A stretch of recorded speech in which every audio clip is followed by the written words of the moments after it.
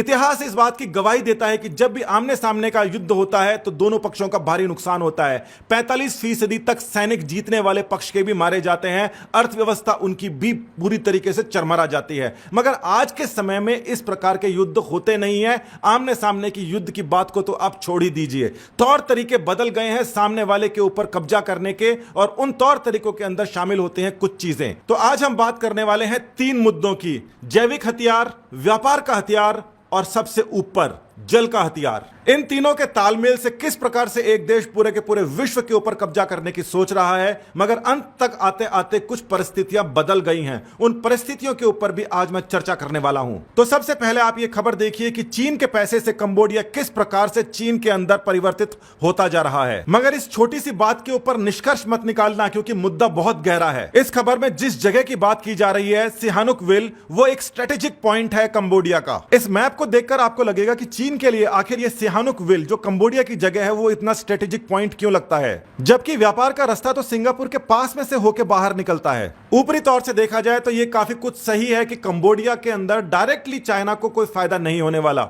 मगर अंदरूनी रूप से देखा जाए तो कंबोडिया के जरिए जो आसपास की दूसरी कंट्रीज हैं, यानी वियतनाम, लाओस, थाईलैंड और बर्मा, इन सभी कंट्रीज के ऊपर अगर आधिपत्य कर लिया जाए तो धीरे धीरे पूरी की पूरी साउथ चाइना सी के ऊपर अधिकार किया जा सकता है। साउथ चाइना सी एक ऐसी जगह है जहां से पूरे विश्व का 55% तक ट्रेड का रूट है, यानी कि वो जो जगह है बहुत ही स्ट्रेटेजिक है। वो अगर कब्जे में ले ली जाए तो ना सिर्फ ट्रेड के ऊपर किसको वहां से आने जाने की परमिशन देना है उसके ऊपर कंट्रोल किया जा सकता है, बल्कि उनके ऊपर टैरिफ भी लगाया जा सकता है। दूसरा, आप ये भी समझिए कि ट्रेड रूट के लिए अगर यहां से अगर होके घूम के और यहां से निकलना पड़े, और दूसरा ये हो सकता है कि सीधा यहां से कुछ ऐसा हो जाए कि डायरेक्टली यहां से जहाज निकल पाए, तो कितनी बड़ी बात होगी। हो सकता है ये बात बोलने में बड़ी आसान लगे और मैप के ऊपर दिखाने में भी बड़ी आसान लगे, मगर ये इतनी आसान बात है नहीं। सुएज कैनाल के 15 किलोमीटर को बनाने में बहुत ज्यादा मेहनत लगी थी, और यहां पर जो सबसे छोटा रास्ता है वो तकरीबन 40 किलोमीटर से 45 किलोमीटर के बीच है। फिर भी क्या इस बात की कोई पॉसिबिलिटी है कि यहां से सीधा एक रास्ता बना दिया जाए और उस रास्ते के लिए यहां पे स्विस कैनाल जैसी कोई व्यवस्था कर दी जाए? तो स्विस कैनाल के मुकाबले में ये दूरी जरूर ज्यादा है, मगर समय अब बदल गया है। इस प्रकार की बातें लॉन्ग टर्म प्लान के अंदर हो सकता है किसी के शामिल हो, मगर क्या कंबोडिया अपनी कोई जगह चाइना को फ्री के अंदर इस प्रकार से दे देगा कि चाइना उसको नेवल बेस की तरीके से इस्तेमाल करे, उस पूरे एरिया को कब्जे में करे और उसके साथ ही के अंदर चीनी महत्वाकांक्षाओं का साथी बन जाए, या ये कह दीजिए कि चीन में ही क्यों ना शामिल हो जाए? तो इसके लिए आपको कंबोडिया के बारे में थोड़ा बहुत जानना बहुत जरूरी है, और उसके अंदर उन दोनों हथियारों का इस्तेमाल किया गया है जिसको ट्रेड और जल कहते हैं। और ये जल ही वो शक्ति है जिसकी वजह से पाकिस्तान सारे दिन रोता रहता है, कश्मीर दे दो, कश्मीर दे दो। तो यह समझना इस समय बहुत जरूरी है कि चाइना ने किस प्रकार से कंबोडिया के ऊपर तकरीबन कब्जा कर लिया है। एक समय ऐसा भी था जब कंबोडिया के अंदर चाइना की तरीके से ही व्यवस्था थी, और उस व्यवस्था को स्थापित करने में 90% चाइना की तरफ से ही सहयोग था। 1975 से 79 तक वहां पर कम्युनिस्ट व्यवस्था के अंतर्गत कंबोडिया की 1/4 आबादी को मौत के घाट उतार दिया गया। उसके बाद में यहां के जो वर्तमान प्रधानमंत्री हैं उनका वहां पर सत्ता में आना हुआ, और कंबोडिया ने सबसे बड़ी तेजी से बढ़ती हुई अर्थव्यवस्था का परिचय दिया। वो अर्थव्यवस्था किस प्रकार से बढ़ रही थी? वो 2 तरीकों से बढ़ रही थी। पहला था टेक्सटाइल, दूसरा था टूरिज्म। ये दोनों के दोनों चीजें हैं, ये बिल्कुल जमीन पर आ गई, और उसके अंदर सीधा या परोक्ष रूप से चाइना का ही हाल रहा। टेक्सटाइल के अंदर चाइना ने अफ्रीकी देशों में जाकर अपने नए नए कारखाने लगाए, और छोटे से लेकर बड़ी तक सभी के सभी जो टेक्सटाइल इंडस्ट्रीज है उसके ऊपर चीन का कब्जा हो गया। यानी धीरे धीरे कंबोडिया की जो सबसे बड़ी जो अर्थव्यवस्था थी उसका एक फैक्टर हटा दिया गया। दूसरी बात आती है टूरिज्म की। उस टूरिज्म के अंदर 80% से ज्यादा चाइना ने पहले कब्जा किया। इन सब के खिलाफ कंबोडिया में कई सारे प्रदर्शन भी हुए, मगर समय के साथ में उन सभी प्रदर्शनों ने दम तोड़ दिया, और कंबोडिया के अंदर भी चाइना ने पूरी तरीके से अपने प्रकार की एक व्यवस्था को कायम करने में कामयाबी हासिल कर ली। जिस कम्युनिस्ट व्यवस्था को हटाकर कंबोडिया के हुन सेन प्रधानमंत्री बने थे, उसी कम्युनिस्ट व्यवस्था के अब वो सबसे बड़े सरोकारी हो गए हैं। तो इन सब के अंदर जल वाले हथियार का रोल आखिर कहां पर है, जरा जानिए इसको। इस मैप के अंदर आपको मेकोंग नदी दिखाई दे रही है, जो चाइना से शुरुआत होती है, मगर उसके ऊपर 6 देश डिपेंडेंट हैं। इस डिपेंडेंसी के मायने इस प्रकार से हैं कि 2 करोड़ से ज्यादा लोगों का सीधे तौर पर रोजगार इस नदी से जुड़ा हुआ है, जिसके ऊपर चाइना अब डैम पर डैम बनाकर इसको रोकता जा रहा है। आदमी चाहे कितना ही गरीब हो जाए, अर्थव्यवस्था खराब हो जाए, अगर वो मछली पकड़ के या फिर खाना खाना उगा के खा सकता है तो कम से कम वो जिंदा रह पाएगा, मगर अगर नदी ही खत्म हो जाए तो वो जिंदा कैसे रहेगा। तो यहां पर चाइना ने आसपास के देशों को छोड़ा और सीधा कंबोडिया से संपर्क स्थापित किया कि ये नदी तो हम बंद करने वाले हैं, तो आपके लिए एक डैम बना देते हैं। बड़ी नदी अगर बंद हो जाती है तो भी जो छोटी नदियां, जो सहायक धाराएं होती हैं, वो आकर एक देश को सर्वाइव कर सकती है। तो उस जो धारा है उनके ऊपर चाइना ने कहा कि हम आपको डैम बना के देते हैं। इस डैम से आपके पूरे के पूरे देश को 60% तक बिजली तो मिलेगी ही मिलेगी, साथ ही के अंदर जो आगे से आने वाला पानी है वो अगर बंद हो जाएगा तो आपको कम से कम समस्या नहीं होगी। तो यहां पर कंबोडिया को बहुत अच्छा लगा, उन्हें लगा क्यों ना आप हमें डैम बना के दे दो और साथ ही के अंदर हमारी बिजली की आपूर्ति भी आप पूरी कर दोगे, आपसे अच्छा तो कोई है ही नहीं। तो कंबोडिया का डैम चाइना बना रहा है और उसकी 51% भागीदारी चाइना की है।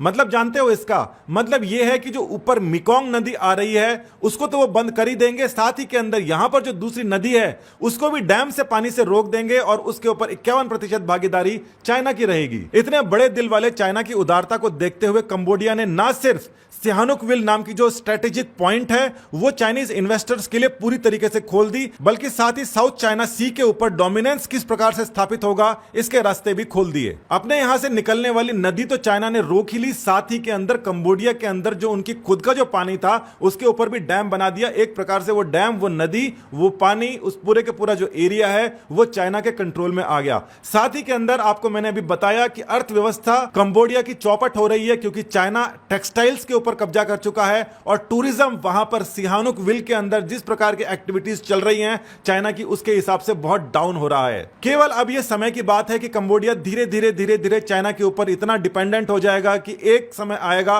वो कहेगा कि हम चाइना का हिस्सा ही बनने को तैयार हैं। और उस समय चाइना से निकलने वाली जो नदी है कंबोडिया तक आ रही है, उसके बीच के अंदर जितने भी डैम हैं वो सारे के सारे चाइना अपने आंखों की किरकिरी घोषित कर देगा और आसपास के देशों के ऊपर भी एक्शन करने का उनके पास मुद्दा मिल जाएगा। जो काम चीन कंबोडिया के ऊपर कर रहा है वही का वही काम पाकिस्तान के कान भर भर के भी चीन कहता जा रहा है कि तुम्हारे साथ में भी ये काम कल को हो सकता है कि इंडिया बहुत सारे डैम बना ले। पाकिस्तान की अर्थव्यवस्था का छठा हिस्सा उन नदियों के पानी के ऊपर डिपेंड करता है जो इंडिया से निकलकर वहां तक जाती है और जिनका ओरिजिन कश्मीर के अंदर है। इसीलिए पाकिस्तान हमेशा कश्मीर कश्मीर लेकर रोता रहता है और उनको लगता है कि जिस प्रकार से चाइना ने कंबोडिया के साथ किया कहीं ये हमारे साथ में इंडिया ना कर दे। ऐसी घटना को रोकने के लिए पाकिस्तान दूसरे तरीके भी इस्तेमाल कर सकता था, दोस्ती इतनी मजबूत करता कि ये वाली बात ही कभी नहीं आती। मगर पाकिस्तान ने क्या किया, उसने टेररिज्म बढ़ाया। अब पाकिस्तान जैसा देश भारत जैसे शक्तिशाली देश को आंखें दिखाए कि हमारे मिलिटेंट्स की वजह से हम ये कश्मीर ले लेंगे, ये इस चीज की पॉसिबिलिटी विश्व के अंदर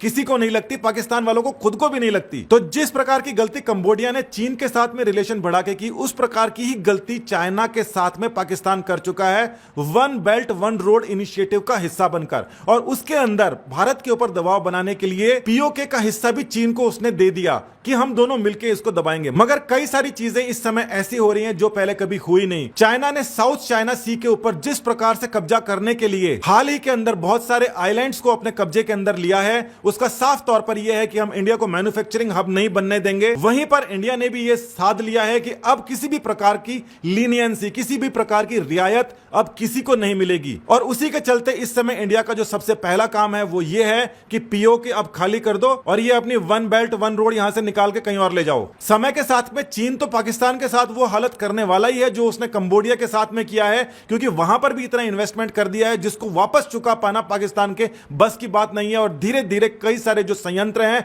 कई सारे इंफ्रास्ट्रक्चर है, वो चीन अपने कब्जे में लेता जाएगा। मगर इन सब के बीच में जहां पर पाकिस्तान का जो नुकसान है वो चाइना करेगा, वो तो करेगा ही करेगा, मगर इंडिया अपना नुकसान होते नहीं देख सकता। और एक तरीके से पीओके को खाली करवाकर और चीन के पाकिस्तान के खिलाफ जो एजेंडा है उनको कंट्रोल करने का काम अगर भारत कर रहा है तो पाकिस्तान को इसके धन्यवाद ही देना चाहिए इंडिया को। हो सकता है कि यह बिल्कुल आखिरी समय है, आखिरी चेतावनी है पाकिस्तान के लिए कि वो समझ जाए, क्योंकि इसके बाद में कुछ भी पीछे जाना पॉसिबल नहीं रहेगा। और साउथ चाइना सी के ऊपर जिस प्रकार से चाइना कब्जा करके इंडिया के ट्रेड रूट को पहले से ही नेस्तनाबूद करना चाह रही है ताकि वो मैन्युफैक्चरिंग हब ना बन पाए, यह काम भी चाइना का अब होता दिख नहीं रहा है। जिस प्रकार से पूरा का पूरा विश्व विश्व चाइना के खिलाफ इकट्ठा होकर उनसे जवाब मांग रहा है। जवाब इसका कि कोरोना वायरस आखिर वहां से फैला कैसे, जवाब इसका कि हमारे यहां पूरा लॉकडाउन होने के बाद में भी संक्रमण कैसे फैल रहा है और तुम्हारे केवल एक शहर को लॉकडाउन करके तुमने संक्रमण रोका कैसे, और जवाब इसका